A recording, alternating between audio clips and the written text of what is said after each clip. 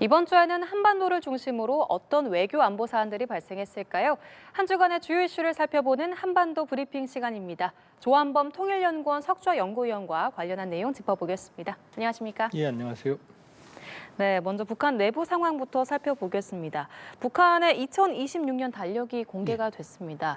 북한은 매년 이 달력에 해외 정상에게 받은 선물들을 좀 선전을 해왔는데 이번에 시진핑 주석의 선물이 빠졌고 러시아 대통령의 선물은 두 차례나 실었습니다. 이런 변화 좀 어떻게 봐야 할까요? 좀 특이하죠. 보면 북한 달력 이제 가장 많이 나오는 게 평양의 거리, 그다음에 북한의 명산, 명승, 꽃, 그다음에 이제 해외 정상한테 받은 선물이거든요. 묘양산에 가면은 묘양산 국제 친선 전람관이라는 게 있거든요. 거기에 수십만 점 김일성, 김정일 부자가 받은 선물이 김정일도 있습니다. 김정일 위원장도 보면 그걸 이제 매번 달력으로 내거든요. 근데 보면은 여기에 시진핑 주석 선물은 아예 없고 그다음에 푸틴 선물은 2개나 들어있거든요. 그럼 최근에 지난해 9월만 해도 그러니까 러우 전쟁 이후 북러가 밀착을 하니까 상대적으로 북중 관계는 나빠졌거든요.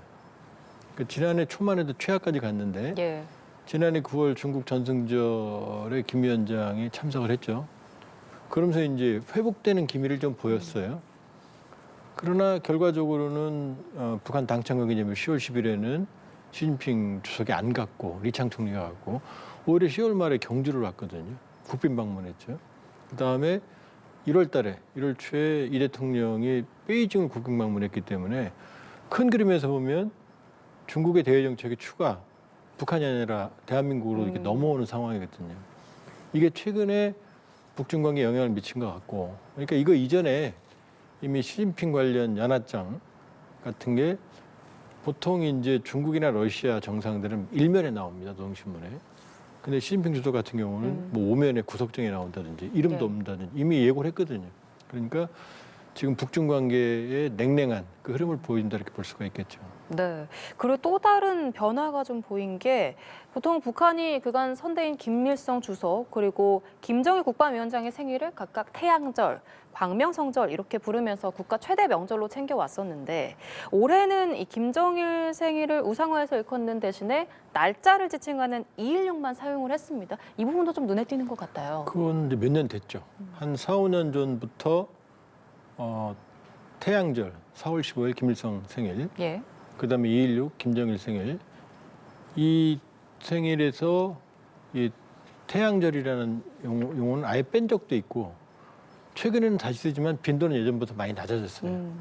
그러니까 4월 명절 4.15 이렇게 쓰고 그다음에 216 2월 16일 또 김정일 위원장이 백두산에서 밀양에서 태어났다고 사실은 그 조작이죠. 백두산이 아니거든요. 그 러시아에서 태어났거든요. 하바롭스크 인근의 라돌레 마을에서 어쨌든 간에 그날 그걸 상징하는 광명사를 광명성 절로 만들었는데 그런 지 안 쓰는 거죠. 그러면 최근의 흐름을 보면 김 위원장이 그런 말을 한 적이 있어요. 몇 년 전에 수령을 신비하지 말라. 그러면서 빼는 측면도 있지만 그럼 본인도 신비하지 말아야 되는데 본인의 우상화는 더 가속화하거든요. 예를 들어서 위대한이라는 표현은 원래 북한에서는 김일성, 위대한 수령 김일성, 그다음 위대한 영도자 김정일, 그다음에 김정은의 경우는 경애하는 이거든요. 근데 최근에는 김정은 본인에게도 위대한이라는 표현을 쓰고 주체조선의 태양이라는 표현을 김일성에만 썼거든요. 김정일도 거의 안 썼어요. 근데 지금 김정은 위원장이 주체조선의 태양 김정은 이렇게 많이 쓰거든요. 그러니까 수령을 신비하지 말라 이런 측면도 있지만 선대를 지우고 본인을 앞세우는 자기 시대를 개막하는 그러니까 선대보다는 자기로부터 출발하는 정통성을 확보하려는 좀 흐름이 있는 것 같고 이게 김주애로 이어지는 후계 고도하고도 연관이 되는 것 같아요. 알겠습니다. 그리고 북한이 이르면 다음 주에 9차 당대회를 엽니다. 향후 5년간의 국정 노선과 대외 정책 방향에 좀 어떤 변화가 있을지 주목이 되는데요. 김정은 위원장이 다음 단계 핵 억제력 강화 구상을 발표하겠다고 예고를 했는데 좀 구체적인 내용을 내놓을까요? 일단 북한은 능력의 북한 경제 규모나 국력에 맞지 않게 지금 핵무기를 가지고 있거든요. 그러니까 핵무기의 절대량이 부족한 것 같지는 않다. 그러나 북한의 딜레마는 뭐냐면 핵무기는 1차 이제 상호 공격을 하게 되면 2차 보복 능력이 중요해요. 예. 그게 이제 1차적으로는 그 지상에 있는 기반 시설들이 대부분 파괴되거든요. 그러니까 공포의 균형을 이루기 위해서는 잠수함, 물속에 있는 SL, 이거 잠수함 못 찾잖아요. 예. 그 다음에 이제 전략 폭격기, 항공기는 떠 있으니까 항상 이동을 하니까 파괴가 안 되거든요. 이게 2차 보복 능력이거든요. 근데 이걸 가져야만 사실은 완전한 그 균형을 유지할 수가 있는데 문제는 핵추진 잠수함이나 전략 폭격기는 돈이 너무 많이 들어가거든요. 이 삼축 체계를 제대로 갖고 있는 건 미국하고 러시아 정도예요. 중국도 한계가 있거든요. 예. 그러니까 지금 김정은 정권은 이 2차 보복 능력을 확보하려고 지금 핵추진 잠수함도 건조하는 장면도 보여주고 또 2023년 9월에는 김구릉 영호함이라는 것도 보여주고 그러니까 이 2차 보복 능력 그러니까 1차 타격 말고 북한식 2차 보복 능력을 확보하는 이쪽이 아마 주안점이 될 것 같고 그 중심에 이제 핵심 잠수함이 있는데 예. 북한 기술로는 쉽지 않은 상황이죠. 관련해서 좀 어떤 발언이 있을지 지켜봐야겠네요. 그리고 이 당대회에서 이 남북 관계를 적대적 두 국가로 규정한 걸 명문화를 하고 또 상반기 최고인민회의에서 같은 방향으로 좀 헌법을 개정할 가능성까지 제기가 되고 있는데 김 위원장이 이 대미 메시지를 좀 발신을 할까요? 어떻게 보세요? 지금 좀 두고 봐야죠. 왜냐하면 우리와는 완전히 다른 길을 가겠다는 노선은 현재까지는 분명해요. 그리고 민족 통일 개념 삭제를 헌법에 반영하라고 지시를 내렸는데 지금 거의 2년 시간이 지나가도 반영했다는 얘기가 없거든요. 그러니까 이미 이번 당대회 때 노동당 규약 개정을 이미 예고했거든요. 예. 그 북한은 노동당 규약이 헌법 위에 있거든요. 그 당 규약이 개정이 되면 과연 여기에 통일민족 개념 삭제가 들어갈 거냐. 왜냐하면 당 규약 서문에 통일민족이라고 하는 부분들이 아직은 남아 있거든요. 그러니까 이 부분이 만일에 개정이 되면 헌법은 자연히 개정이 되는 거죠. 예. 그러니까 초미의 관심사가 과연 이걸 할 가능성이 있느냐. 근데 이미 지시를 내렸으니까 시간 많이 지났고요. 가능성이 상당히 높아 보이는 상황이고. 그러니까 만일에 통일민족 개념 삭제를 규정한다면 대남 메시지는 지금보다 더 강경하게 나올 가능성이 있고요. 그러나 대미 메시지는 지금 미국에 대한 전략적 도발이나 대미 비난은 거의 없거든요. 수위를 낮추고 있거든요. 그러면 4월 트럼프 대통령이 베이징에 올 게 지금 예정이 돼 있거든요. 이번에 김민석 총리가 미국 갔을 때 벤스 부통령이 북한 문제에 잠을 구했다고 바로 그거거든요. 그러니까 북한 김정은 위원장도 지난해 트럼프 대통령 못 만날 이유가 없다고 그랬거든요. 또 좋은 추억을 가지고 있다고 그랬거든요. 예. 뭐 좋은 추억 없죠. 사실은 하노이에서 결렬됐으니까. 그 얘기는 만나겠다는 얘기거든요. 조건만 맞으면. 그러니까 조건부. 북핵을 인정하면 만나겠다는 거거든요. 그러니까 당규약 개정이 이루어지면 대남 메시지는 강하게 나올 거다. 그러나 미국에 대해서는 조건부 대화라는 협상 여지를 열어둘 가능성이 높죠. 네, 이런 상황에서 트럼프 리스크가 좀 재부각이 되고 있습니다. 미국이 내놓은 새 국방 전략을 고리로 좀 한미 동맹에 근본적인 변화가 있을지 관심이 생기고 있는데 미국은 본토와 서반구 방어에 주력을 하겠다. 한국은 대북 억지를 주도하라 이런 입장인 걸로 보이는데 그러면 미국이 좀 전략적으로 입장을 변화한 거라고 봐야 할까요? 명확해요.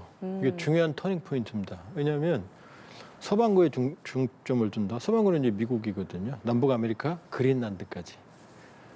그다음에 중국에 대해서는 톤은 순화됐지만 어쨌든 전략적 우위에 서겠다는 건 그 명백합니다. 이게 두 가지입니다. 예. 그리고 나머지는 알아서 지켜라 이건데 우리에 대해서는 분명히 당신들이 재래식 억제는 책임다르라고 명확하게 말을 했어요. 우리가 강력한 군대가 있고 방위산업이 있고 그러니까 한국은 충분히 북한을 억제할 수 있다. 반면에 북한의 재래식 전력은 상당히 노화되어 있다. 물론 핵 위협은 있지만 예. 그렇기 그렇기 때문에 한국이 충분히 이제 한국이 대북 억제는 책임져라고 명확히 얘기를 했어요. 그리고 영어로는 이제 critical but more limited US support. more limited US support는 뭐냐면은 좀 더 제한적인 한정적인 지원을 한다는 얘기거든요. 이건 재래식 전력 지원을 줄이겠다는 얘기입니다. 예. 그럼 앞에 크리티컬은 뭘 말하냐면 핵심적인 이건 핵전력이거든요. 그러니까 중요한 전력은 제공하겠지만 그러나 more limited US support 재래식 전력을 확 줄인다는 얘기거든요. 그러니까 좀 두고 봐야겠지만 제 판단으로는 이미 주한미군의 재래식 억제력은 지금 제조 중, 줄일 가능성. 그다음에 주한미군 규모도 줄일 가능성이 있다. 물론 미국 의회가 국방수권법으로 28,500명 밑으로는 줄이지 못하게 돼 있지만 그건 줄이지 못하게 한 게 아니라 그 주한미군 감축을 할 때 의회 예산을 못 쓰게 해놓은 거예요. 그러니까 의회에서 그 줄일 수 있는 가능성은 있거든요. 예.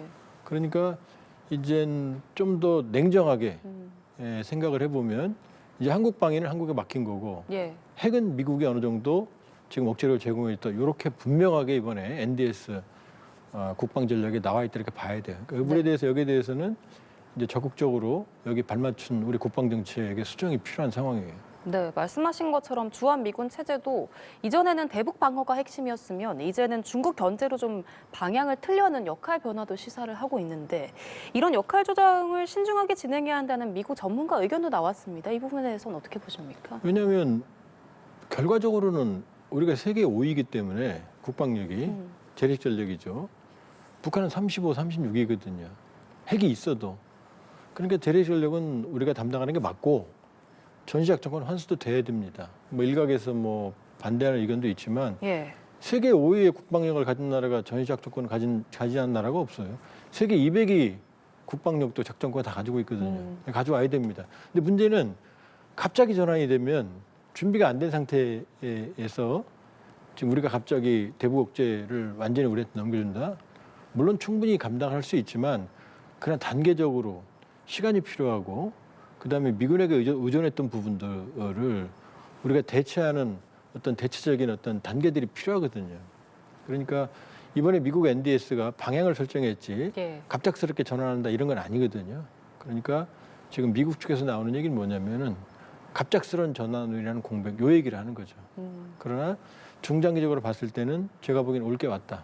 우리 거기에 맞추어서 국방지를 수정한다 이렇게 볼 수 있어요. 예. 그런데 미국의 이런 방향 변화가 북한의 입장에서는 조금 여지가 열릴 수도 있는 듯한 느낌이 들 것 같아요. 그러면 우리 정부는 앞으로 정책 과정에서 이런 거를 어떻게 좀 고려를 하고 추진해 나가야 할지 궁금합니다. 북한으로서는 딜레마입니다. 왜냐하면 미국이 한국에 대한 지원을 줄인다? 크게 보면 이 부분은 북한은 나쁠 게 없죠. 예. 그러나 재래식 전력을 완전히 한국에 맡길 경우 재래식 전력은 한국이 월등 우세하거든요.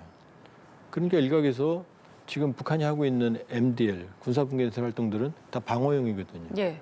그러니까 한국군이 완벽하게 재래식 전력의 통제력을 가지게 되면은 이건 사실은 북한으로서는 오히려 불안할 수가 있죠. 우리 작전권이 독립적으로 이루어진다면. 그러나 이제 우려가 되는 건 북한은 그렇기 때문에 이제 핵을 가지고 있는 거고 핵은 비대칭이니까 우리가 막을 방법이 제한적이거든요. 예. 그 미국이 확실하게 핵 우산, 핵 억제력 이 부분에 대한 확장 억제에 대한 약속에 대해서 우리가 만일 우려하는 상황이 벌어진다 그러면 이 부분은 북한으로서는 유리하죠. 예. 그러니까 재래식 전력 억제력은 어차피 우리가 가져올 거고 전자권이 우리한테 오면 가져와야 되는 건 맞는데 근데 중요한 건 우리가 핵무기가 없는 상황에서 미국이 확장 억제에 대해서 애매한 태도를 보인다고 그러면은 이거는 북한이 오판할 가능성 그런 여지를 줄 수 있기 때문에 확실한 건 확장 억제, NCG, 핵협의 그룹 이런 부분에 대해서는 확실하게 보장을 받아내야 되죠. 아니라면은 우리로서는 핵 억제력에 대한 균형을 맞출 수가 없으니까. 예, 알겠습니다. 한편 한일 국방장관이 만나서 협력 의지를 다졌습니다. 회담 장소가 일본 해상 자위대 기지로 좀 상징성이 있는 곳을 골랐는데요. 이곳이 미군 기지도 함께 있는 곳이어서 미국의 군사적 지원을 바탕으로 한일이 공동으로 북한과 중국 등 영내 위협에 대응하겠다 이런 의지가 좀 담긴 걸로 보여요. 이제 일부러 그렇게 맞췄겠죠. 이게 요코스카인데 요코스카는 어디냐면 미국이 이 동북아 지역에 배치하는 항모의 기지예요. 그러니까 지난번 다카이치 트럼프 만났을 때 거기서 예. 만났어요.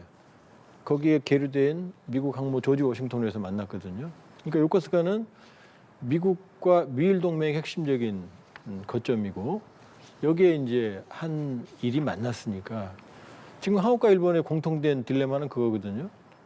트럼프 대통령이 동맹에 대한 신뢰를 자꾸 흔드니까 북한에 대한 핵 억제에 대해서 핵 문제는 일본하고 한국의 공통분모거든요. 예. 그러니까 그런 점에서는 요코스카에서 만났다는 얘기는 미군 기지, 그다음에 일본의 상정의 기지, 또 우리 국방장관이 만났으니까 한미일 안보협력, 북한 핵 억제에 대한 여기에 대한 상징성을 좀 부각시키려고 한 것 같다 이렇게 볼 수 있죠. 예, 알겠습니다. 오늘 한반도 브리핑 조한범 통일연구원 석좌 연구위원과 함께 이야기 나눠봤습니다. 오늘 말씀 고맙습니다.